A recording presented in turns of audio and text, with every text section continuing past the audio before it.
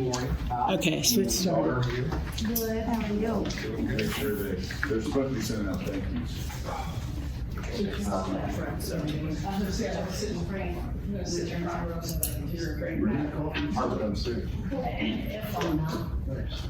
They're both doing it? Everybody calls me like so. Regular coffee.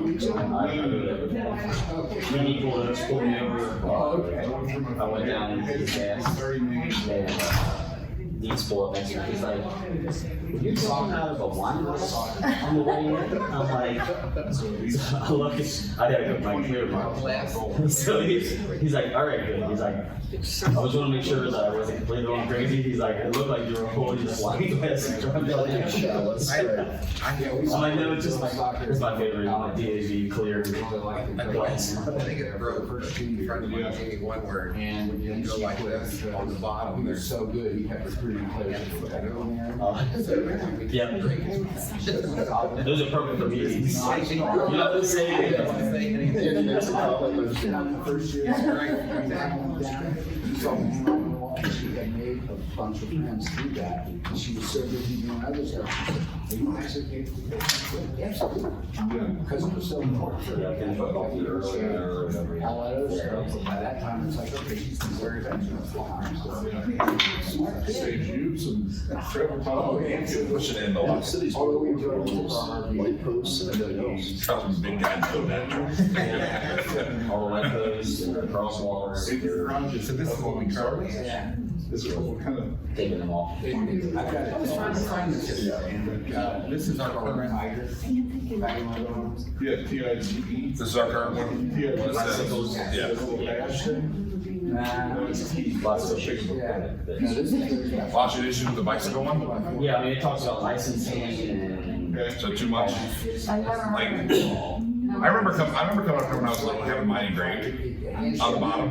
Did you ever do that then? I don't know if you're old. When I was younger, you'd come up here and you would have your bicycle license in case it ever got stolen. Hey, I'm not afraid to ask, I'm curious. So this is about 3 weeks ago now, right at the top, right at Highlands and Mayfield, there was an accident. With either a bike or 2 bikes or a scooter and a bike. That squad was there. Class A. There was one the other day too. 39-ish. Yeah, that was on the. That's my hard thing, when I was laying in the hospital, I had It wasn't on the scooter, right? It was on the There side. was no report file on that, so to get to in my keys. Did someone go through a We window had a lot of gas. So we up kept by 6 months ago on a scooter or a bike? And And that was up by the Midway District here. Yeah, they were turning on the river road. Yeah. And she got scared. the final Right there. My Hillary one had it over her head, we're up a draw on a scooter down that. You go up those curves and you just hit them, some of them have the rain on them. You're reaching. But I didn't sell them. It's up to him, isn't it? Brought to you like that. Like this chair. Good morning and welcome to the special meeting of the Law and Labor License Committee of Council, City of Fort Thomas, Kentucky. It's Wednesday, August 7th, 9:01 a.m. The agenda. PM. Oh, hey. The agenda for today, we have 3 things. Number 1, the Design Review Board Ordinance Update. So we had updated the Design Review Board Ordinance, most specifically about the requirements to be on the board back in November. And after looking at the expanded role of the Design Review Board in the new proposed zoning ordinance, I felt that we needed to add back the requirements to be on the board that we had taken out in November. So they are, I'll just read them, that right now it says that all resident members shall have demonstrated an interest or experience in architecture, design, real estate, restoration, construction, historic preservation, or a similar profession. We are wanting to change that back to say all members shall have a demonstrated interest in architecture and historic preservation with at least 2 members having training or experience in architectural or preservation/restoration related profession.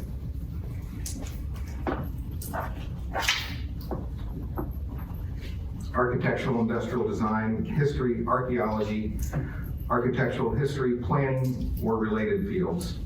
Also to have 1 member having a building, construction management, engineering, or related technical background, and 1 member who is a real estate professional, which would include brokerage, sales, property management, or appraisal, and 1 member who operates a business or owns a structure within, I thought we were kicking that out. We That are. was your original. Oh. I just left it in, that was your original. Oh, okay.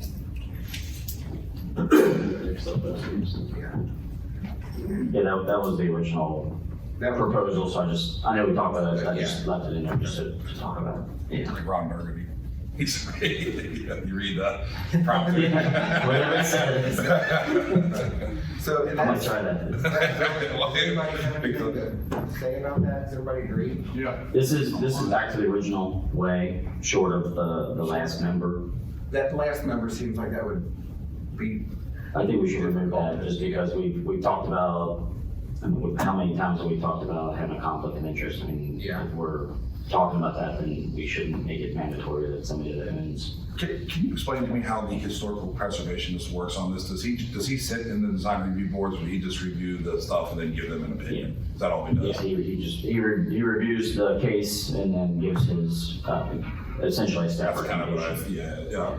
Have we thought about maybe, and this is just adding, I like how it does say, a structure within the historical district, like a home. Like since we are adding this overlay to the Alexandria Circle, possibly, and it doesn't have to say, because they still have to meet the qualifications, if possible, to add someone from those areas to the board, if possible. But again, I mean, we keep talking about conflicts, so if somebody owns a house next to a neighbor that's gonna be applying, then you're creating that conflict. I mean, you guys have talked about that over and over, so that's why I don't want that, because, I do want that, because I think it's right, but at the same time, every time we do that, then I hear conflicts, and There's all sorts of conflicts in small towns, you know what I mean? Without having a direct neighbor is pretty tough, you know what I mean? Qualified, so I understand that. so, I'm fine leaving that out and just having the qualifications of the profession. Yeah, I think I am too. I have a question, and I think I know the answer to it, but just to be clear, sorry, once this change is made, or this language is put back in, the current design review board meets, the membership meets these requirements as is, right?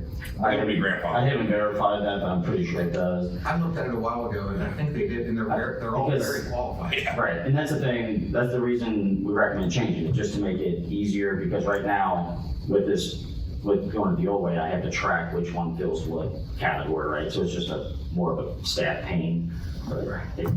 It's not that big of a The deal. last 2 gentlemen are people you hired from, I think they're both from Bill O'Reilly, were extremely qualified. Yeah, so, and the reason we did make that change is council still has to approve, so council would still be ensuring that they fill one of these categories. So that's why before the recommended change, before going back to it. So, I mean, the 1 member can just, if we want to do 2, 1, and 1, that last member can just be one of the 3 categories. I mean, That's fine. instead of just saying, because the first version said at large, but still, I'm not gonna just have somebody off the street that knows nothing about this, obviously. So we can either, I mean, the easiest thing probably just to scratch that out completely, and that 5th member Could be any of them. could be any of it, none of it, but it's still council. Right. Council would have to approve it anyway, so it's probably easier just to leave that out. It's just color. Okay. And I know we'll do this anyway, but can we make sure that when people, if a member's term expires or they resign for whatever reason, if we're reappointing or appointing a new person, that it's relatively clear, hey, this is kind of the area of expertise that we're lacking, and, here's 3 candidates, demonstrated expertise, just so we know. Right, so procedurally, I don't like to put a lot of stuff in ordinance just because procedures will change, but procedurally, I'm gonna make these categories. So I have category 1, category 2, category 3, just for my knowledge, so when I'm tracking, because I have a board tracker now, so I'm gonna track, this person is a category 1 person, category 2, and if somebody comes off, I'll say, I'm looking for, I won't tell everybody I'm looking for category 3, but internally, I'm looking for category 3, which means Melissa will advertise, we're looking for this type of experience. Does that make sense? That's exactly what So that's what I'll be doing internally, just to make it easier on us, because if not, it'll be confusing for me. To give you some credit, is, Mark Collier took on that new rollout in Erlanger, and as he's reviewing it and getting used to the rollout there. What is economic development? Is that what he is out there? He was saying your on-board policies are really something. He said you really did great, which is the same thing as this, right? So making sure everybody's qualified to do the right position, making sure everything's written down. I think it's good. Okay. Great. I'm assuming all of the committee is good with this. I'll draw it up with taking that last piece out, and then I'll send out to council, and we'll have this first reading and all this. Okay. Good. Good. Second on the agenda, Parks and Recreation Ordinance update. Matt, would you mind? Yeah. Sorry, I didn't mean to, so I'm not forgetting an hour.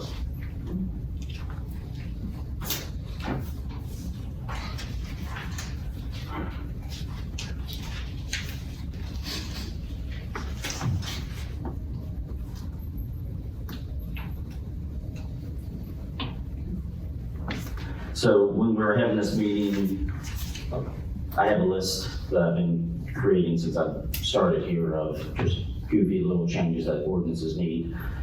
I took a handful off because once I started looking at them between our first conversation with Andy, there's more in depth that I needed to get into for some of these other ordinances. But this is a really simple one, and I actually forgot to bring it up here, but it's super simple. This is part of our park regulations, so it's chapter 96, Parks and Recreation. One of the prohibited activities, and 96.07B is races. And I'll read it here. It says races, because of the danger to persons using the park, no races or speed contests shall be engaged in, conducted in which animals, bicycles, motor vehicles, or other vehicles engage or compete on or within park property. So that's how it reads right now. The change I would like to make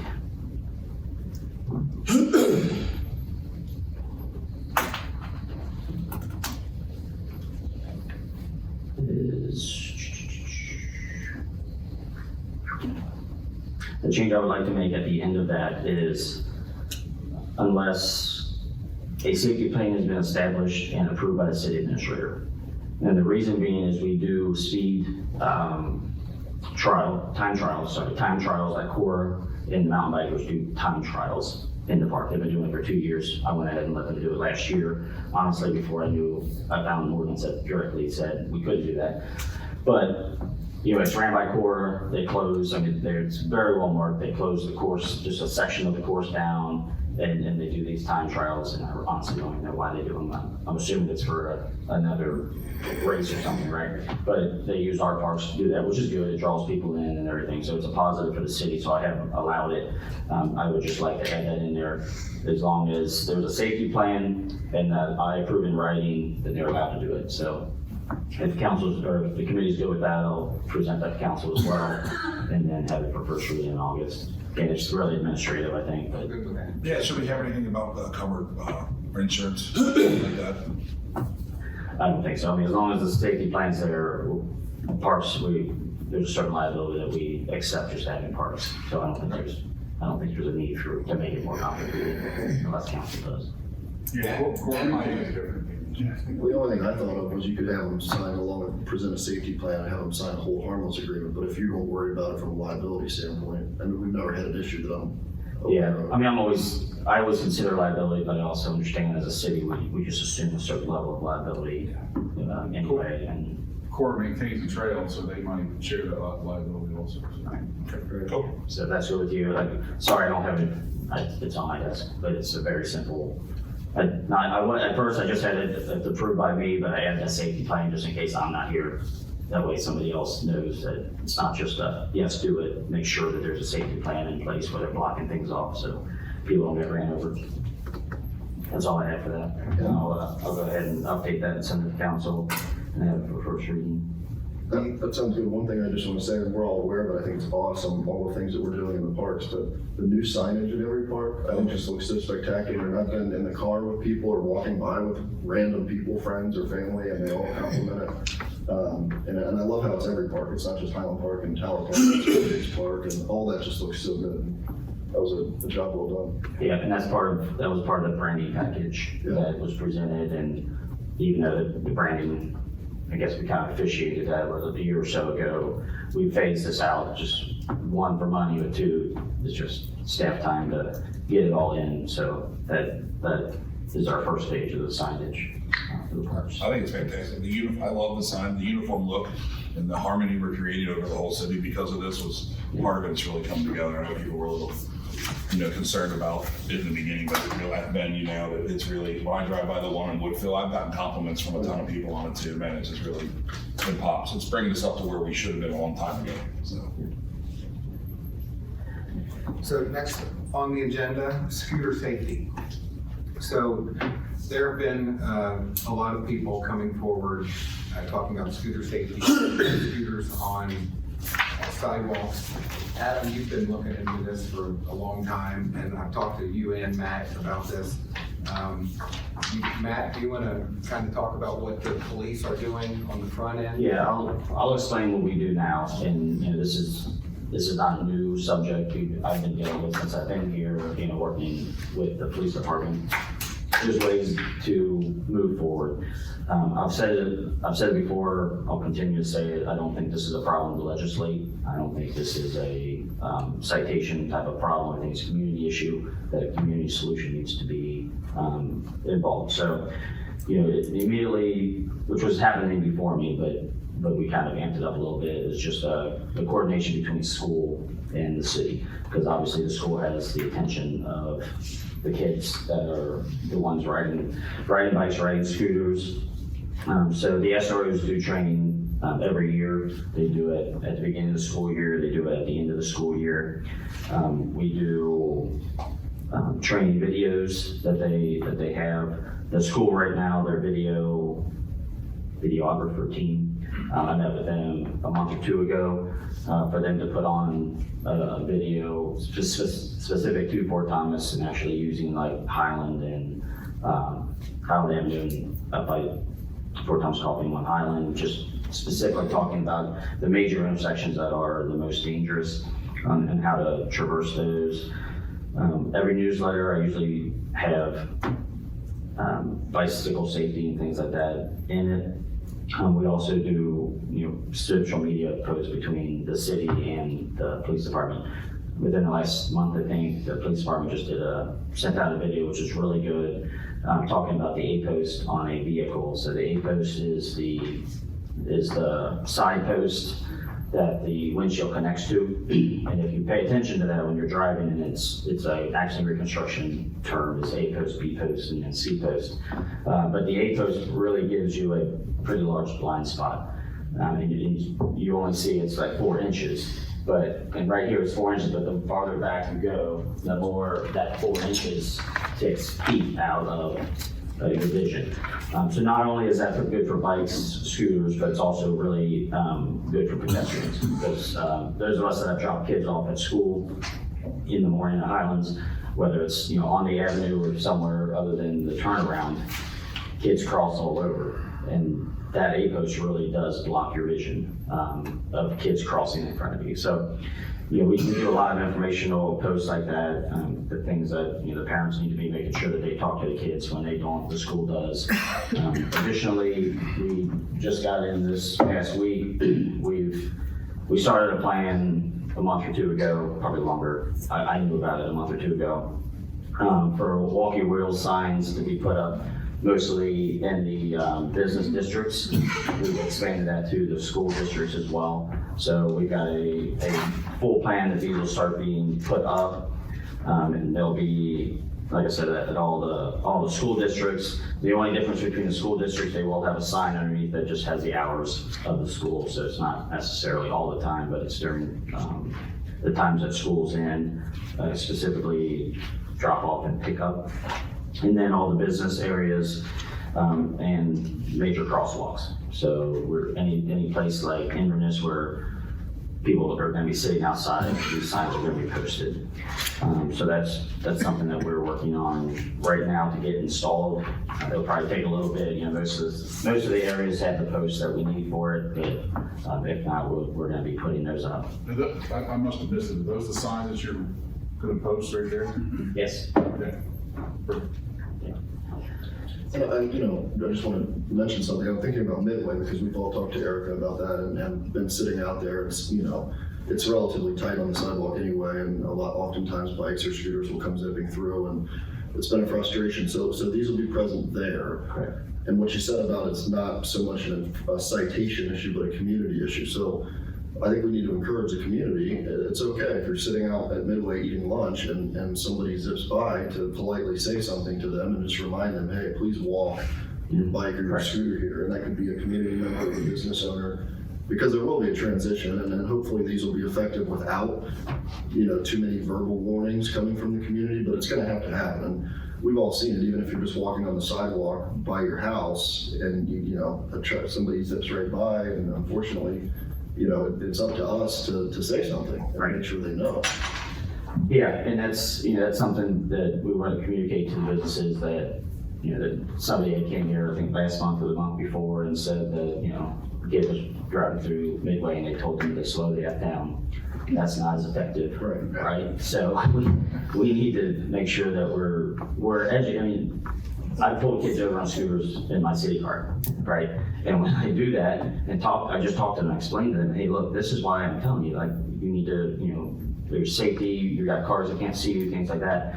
And they've never, even though I'm not a police officer, when I've done that twice on Highland Avenue, they were completely respectful. I mean, I've had a group of 4 and a group of 3, and we just kind of do a quick talk out of the car. Hey, this is why you need to be safe in town, and it's fine to be in the street, but you blah, blah, blah. So it's really explained to them the consequences, because that's what they don't think about, right? Kids don't think of the consequences of riding a bike and hitting something.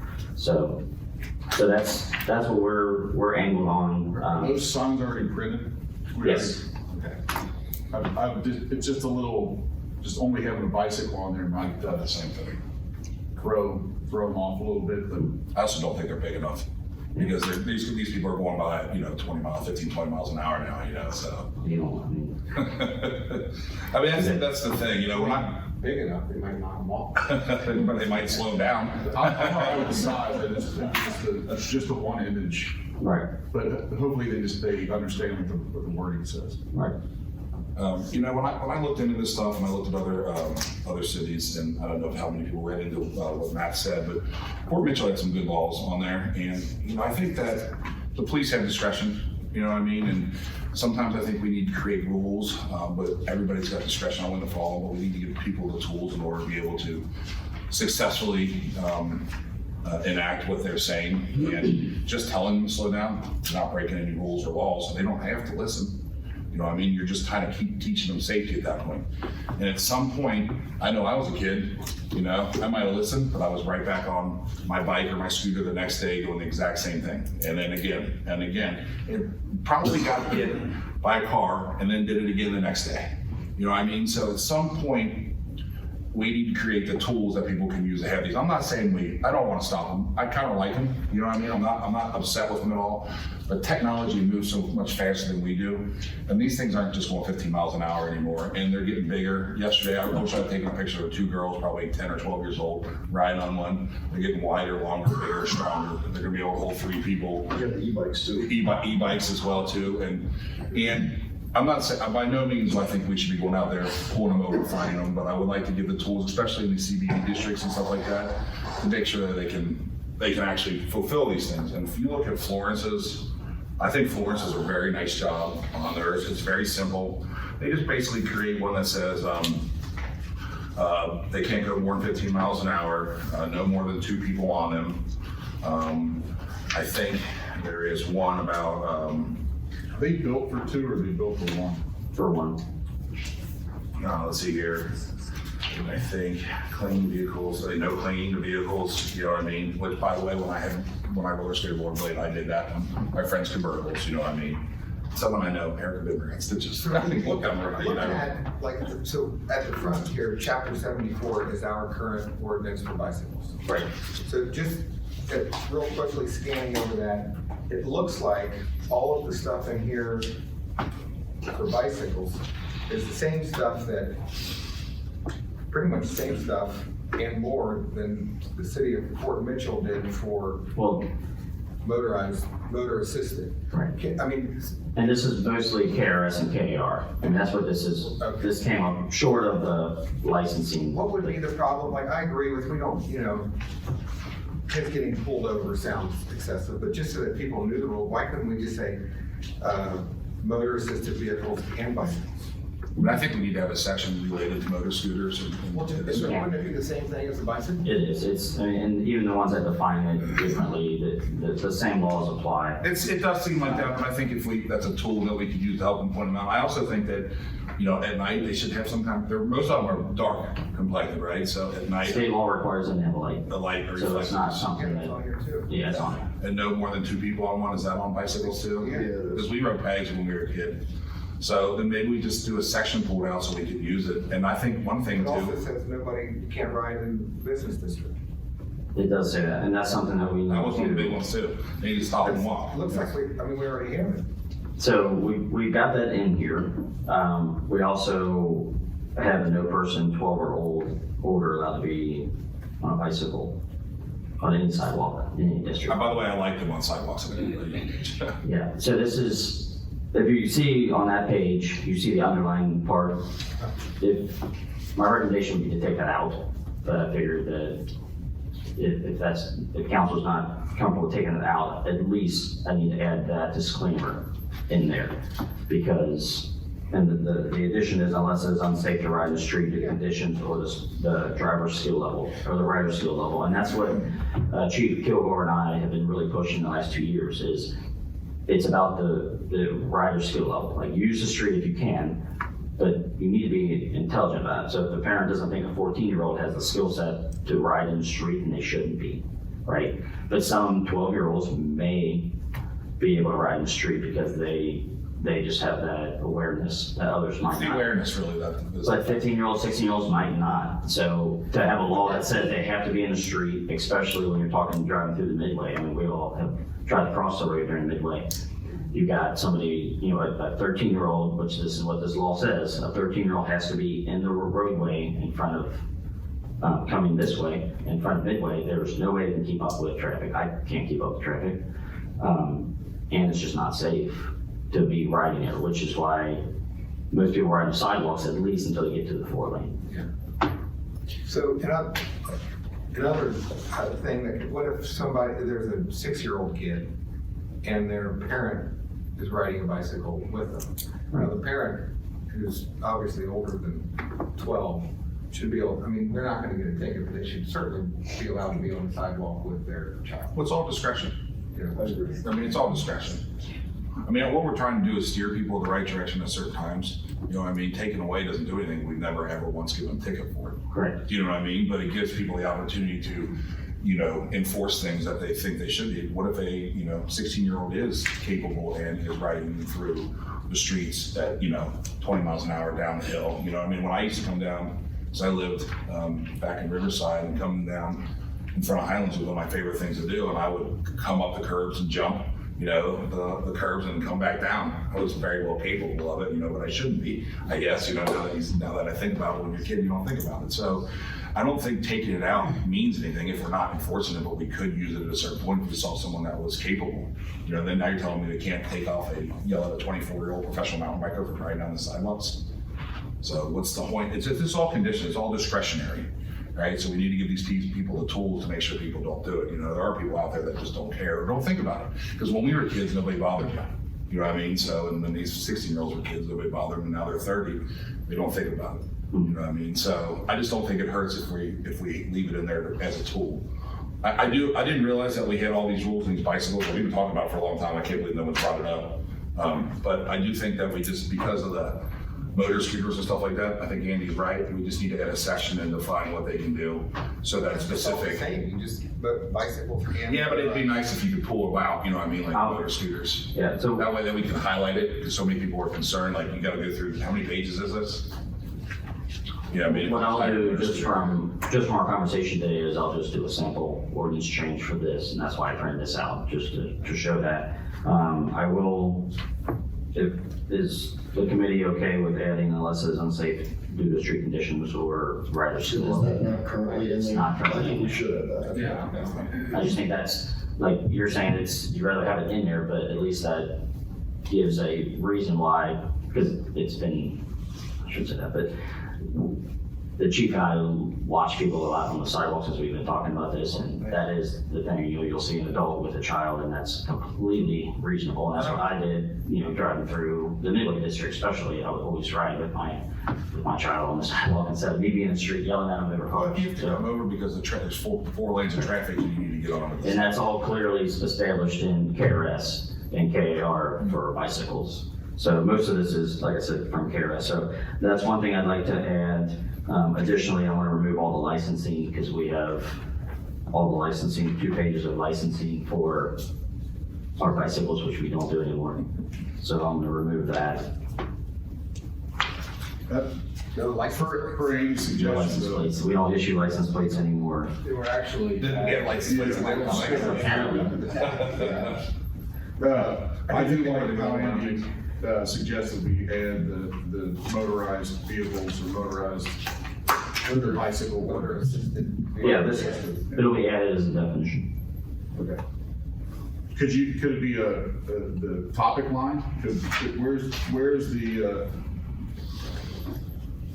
What I'll do is this whole section, chapter 40 or 74, I'll change the title. It'll probably say bicycles, motor scooter or something. And then just define what the motor scooter is and what it qualifies for. I think maybe adding, when it says business districts, maybe adding what defines that, in here. Okay. I mean, just the street to street, it can't hurt, that way it's specific at least. And I think it would behoove us too, once this is all done and approved, that we can maybe send it out, email it or send it, or get in contact, have a chance to get in contact with businesses in the area so they know that we are doing something and they do have the tools. Yeah, I just want to have a general conversation with you guys, because I think this is really good. And obviously, we've all witnessed the problems in town and the safety hazard, and we've heard it from a bunch of community members too. We have all the language currently that we need for bikes. Adding it for the motorized vehicles is going to be very, very helpful.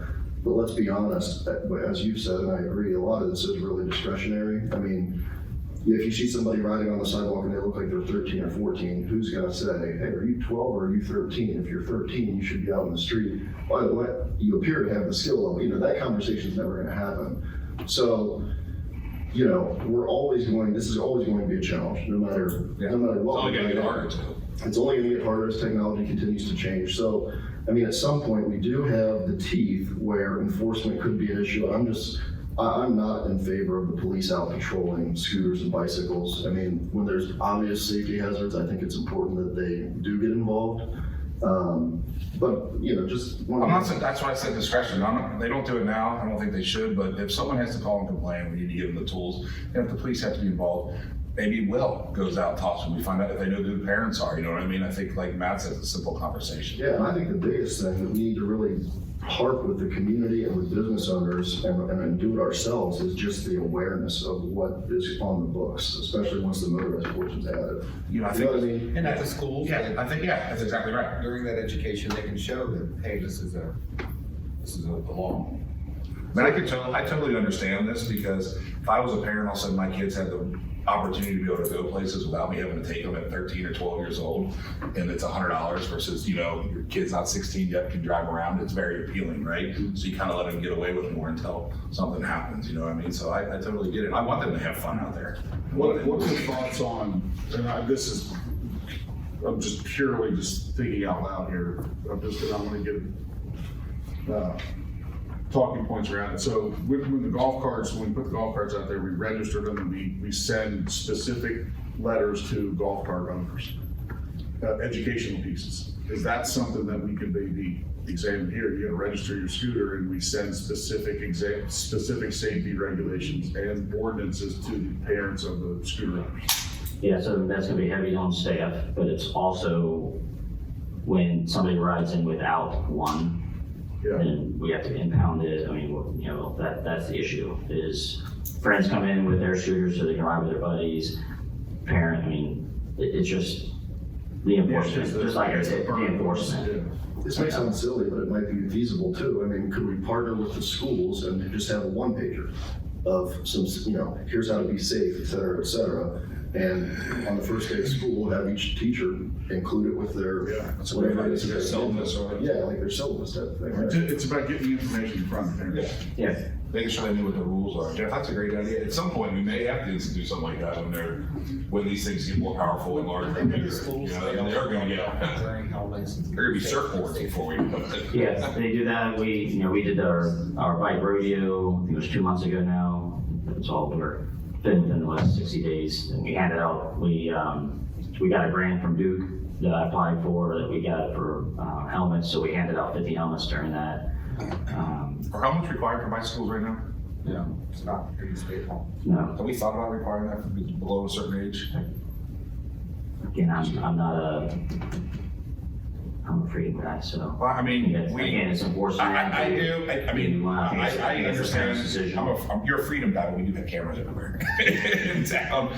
But they, you know, I was reading about seatbelts and why seatbelts were enacted, you know what I mean? And nobody wanted to wear a seatbelt when they first did it. And where's my notes on seatbelts? I mean, the reason they enacted seatbelts wasn't just the safety of the individual, it was also the cost of the taxpayers, you know what I mean? I mean, according to this, the taxpayers paid around $137 billion annually for seatbelt violations in 2017, you know what I mean? So it's not something that I want to. So is that a revenue source, the comment? No, I don't think it's a revenue source. It's more of a, if someone wears a seatbelt, according, you know, to my family members are firemen, the amount of extra work that has to go in from the firemen to the people being called, to the hospitals, to the parents taking care of it, to the extra overall cost, insurance premiums, stuff like that is, I think is one of the main factors that went into the seatbelt law, I think, originally, not just the safety of the person. I think it was a combination of everything. And helmets, I didn't do any research on helmets, but helmets do save lives, you know what I mean? But I do believe that where's the fine line of parenting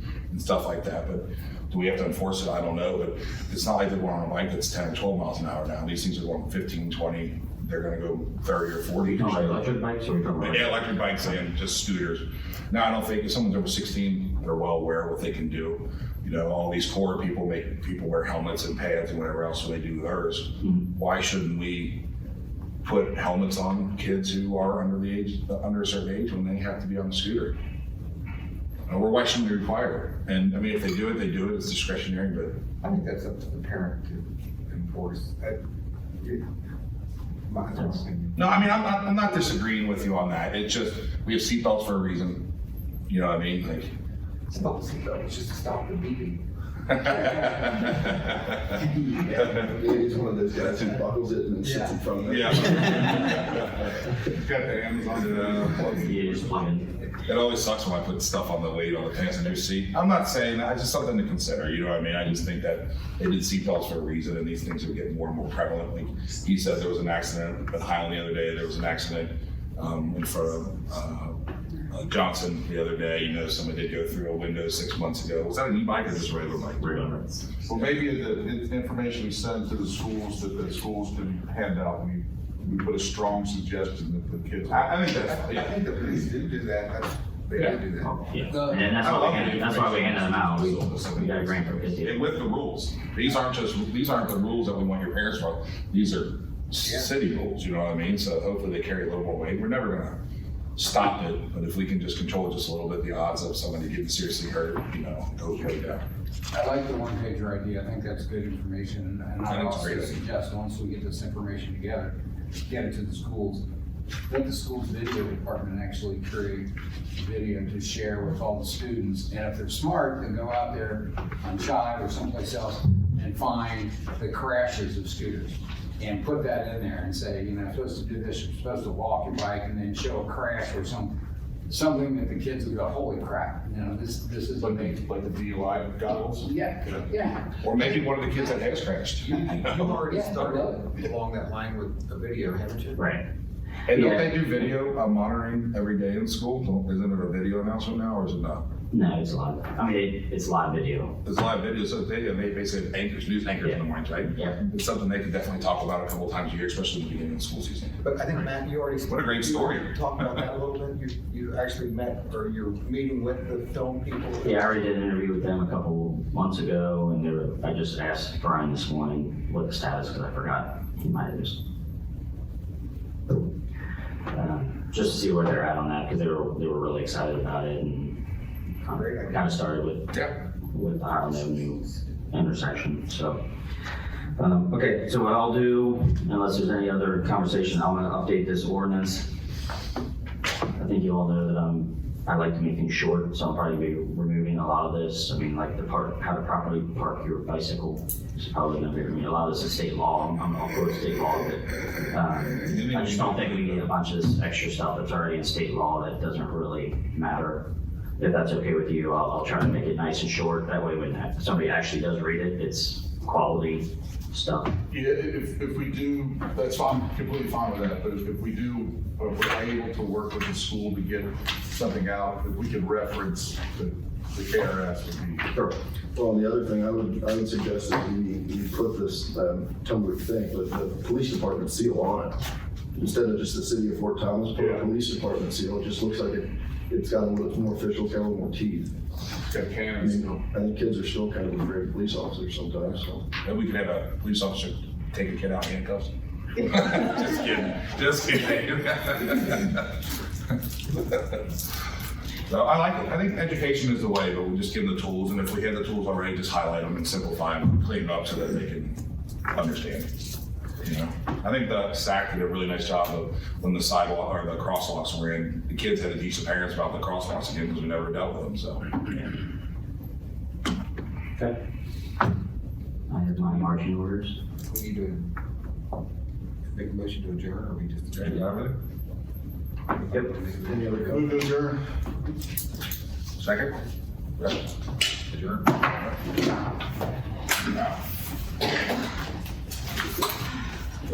Thanks, man. Thanks for bringing all that up.